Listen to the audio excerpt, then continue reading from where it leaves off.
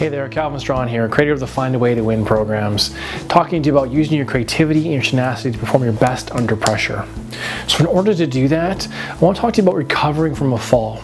A lot of times I think we'll have setbacks or trauma or things that are negative will happen in our lives and it will be a fall.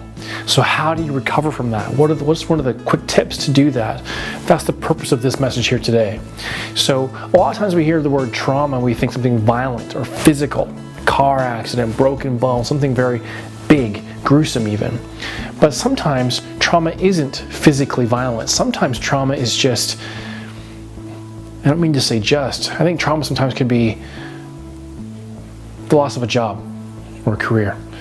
Or trauma could be the loss of a relationship, a loved one, a partner, husband or wife, boyfriend or girlfriend. Or it could be the loss of a dream. You're pursuing that vision, that mission, and now it's over. That can be trauma too. And when you go through a moment like that, it's traumatic. And if you're not careful, it can have you changing the way you see the world and changing how you behave. And Brene Brown has a great phrase where she says, it can have you foreboding joy. And what that means is you may find yourself back in a new job or with a great partner, boyfriend, girlfriend, husband or wife, fiance, or you may find a new dream, but you're foreboding joy. So part of you is thinking that, when's the other shoe gonna drop? How long is this gonna last before it ends? Why do I even bother? You're gonna feel that sensation. And if you do, it can lead to learned helplessness. Now, what learned helplessness is, this is a very serious term because it's been studied for close to 3 or 4 decades now, I believe. There's a guy, his name is Dr. Martin Seligman. He's the father of the positive psychology movement. Did a lot of studies on the condition of learned helplessness. And what he means by that is, he took test subjects in one example and put them into 3 different groups. And in the first group, what he did was he said, you know what, put this group in here and we're gonna play a really obnoxious noise and we're gonna hide the switch in the room to make it difficult for them to turn it off. So they come in, they sit down, and all of a sudden this really irritating, obnoxious sound comes off and they start hunting around the room, looking around, and they finally, turn the sound off. The second group, put them in the room, again, turn on the obnoxious, irritating sound, but this time we're not gonna put a switch in the room so they can't turn it off. So they go in, turn the sound on, and the group, frustrated, irritated, annoyed, starts looking around trying to turn it off, and they can't because there's no switch, just the way it is. And so they just sit there with this sound in the background getting totally frustrated. The third group is a placebo group. There's no sound at all. Just sit there, just chill out, easy. Now in phase 2 of the study, this time, we're gonna put them back in the room with a similar context, similar sound, but we're gonna move the the switch a little closer. We're gonna make it within about 12 inches of the people. They can just reach it and turn it off. First group goes in, similar sound goes off.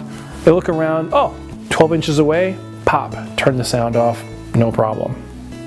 Now pay attention. The second group goes in, a similar sound goes off. Remember, the switch now is only 12 inches away, and the second group does nothing. Because in the first scenario, there was no solution, so now, here they are in a similar context, they don't even try. It's called learned helplessness. They didn't even look. And the answer literally was just 12 inches away. Yikes. Now the third group, the placebo group, what they do, sound goes on, obviously they're like, what's going on? They just turn it off, right? So our focus here is learned helplessness and the fall, the setback. That's the thing we're gonna look at. When that setback happens, a lot of people just don't even try anymore, a lot. Now in this study, in Seligman's work, he found that there was something fascinating though. About 30% of people kept trying. They refused to give up. And he thought, what in the world? 70% of them are giving up, not trying, but this weird little subset here just kept going, kept trying. What the heck's going on there? And so they studied that section. And what they found was that small subset had a different view of the world. Specifically, they had an optimistic view of the world. Now, I'm not trying to be positive psychology, hug a tree, Pollyanna, go smoke some stuff thing. No, that is not what this is about. All right? The optimistic viewpoint was when the setbacks happen to this group, when a fall happens to this group, they believe it's temporary. They believe it's short term. They believe it's not going to last long. They believe they're going to get through this, even though it seems impossible. Even with common sense says, no, you failed last time. You failed the last 10 times. They're still saying, no, it's just temporary. We're going to get this. That's the optimistic viewpoint. The pessimistic viewpoint says, been here, done this. Obviously it won't work. Why bother? Right? So the thing is, with the optimistic viewpoint, that's how you recover from a fall. And through all this 3 or 4 decades of research, what they can predict is, they can predict high school exams, how well the kids will do based on their viewpoint, optimistic or not. They can predict university dropout rates based on optimistic viewpoints, athletic performance, business performance, sales. You know, the funny part was one famous sales study, they showed that the people who are more optimistic outsold the negative ones by 57%.